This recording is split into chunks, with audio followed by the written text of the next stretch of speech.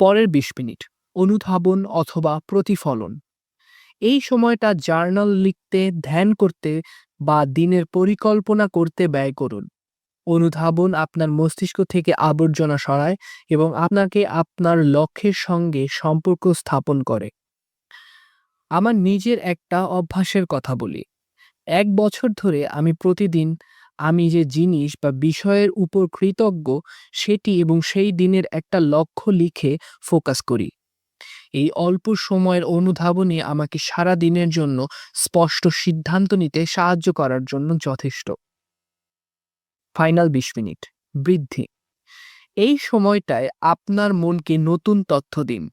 বই পড়ুন, একটি পডকাস্ট শুনুন বা আপনার দীর্ঘমেয়াদী লক্ষ্যগুলো একবার দেখুন। একটা সহজ হিসাব বলি, দিনে মাত্র ১০ পৃষ্ঠা পড়া মানে বছরে প্রায় ১২টা বই শেষ করা।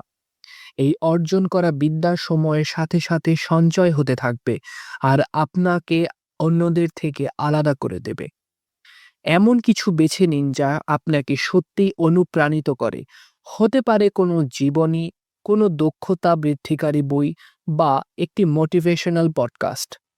যখন বাকি সবাই ঘুমোচ্ছে, আপনি তখন এই ২০-২০-২০ ফর্মুলার মাধ্যমে নিজেকে শ্রেষ্ঠ পারফরম্যান্সের জন্য প্রস্তুত করে নিচ্ছেন।